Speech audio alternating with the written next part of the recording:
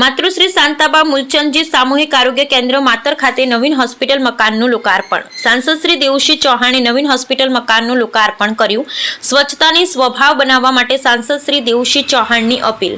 માતર ખાતે ₹4.62 કરોડના ખર્ચે બનેલ નવીન હોસ્પિટલ મકાન દ્વારા માતર સહિત આસપાસના વિસ્તારના લોકોને મળશે અત્યાધુનિક આરોગ્ય સેવાઓ। ₹2 કરોડથી વધુ રકમનું દાન આપી દાતા શ્રી નવનીતભાઈ શાહે વતન પ્રેમનું આપ્યું ઉત્કૃષ્ટ ઉદાહરણ।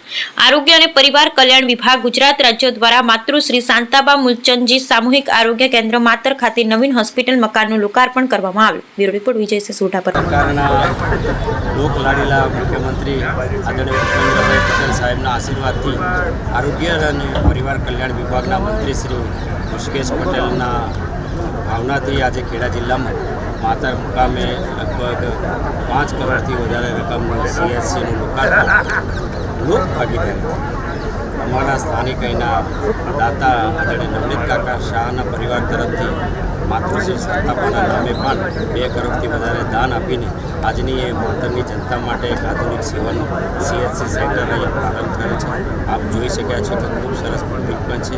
આવનારા વખતમાં અહીંયા પૂરતા ડૉક્ટર મળે અને ડૉક્ટરની સાથે જરૂરી સ્ટાફ પણ થાય અને માતરની જનતાના છેવાડાના ઘર સુધી એ સેવા પહોંચે એની સેવાઓ કરવામાં આવશે।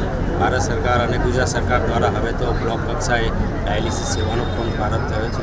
માતર પણ આ એક બ્લોકમાં તાલુકામાં ડાયાલિસિસ સેવાનો પ્રારંભ થયો છે। ત્યારે હજુ પણ વધારે ડાયાલિસિસના મશીનો જરૂરી સોનોગ્રાફી કે આધુનિક સિટી સ્કેન જેવા મશીનો અહીંયા આપવામાં આવે એ માટે પણ અમે પ્રયત્ન કરીશું અને માતરની જનતાને દૂર દરાજ ન જવું પડે એટલું જ નહીં પણ માતરને અડીને આવેલા તાલુકાઓ ચાહે તારાપુર હોય, ધોળકા હોય કે નજીકમાં આવતા ખંભાત સુધીના રહીશોને પણ માતરમાં આવી આધુનિક સગવડ સસ્તા ભાવે અને અહીં તો મફત જ મળતી હોય છે। ત્યારે સૌ આને લાભ મળે એવી અમે ચિંતા કરીશું। આજના પ્રસંગે સરકારશ્રીનો અમે આભાર માનીએ છીએ।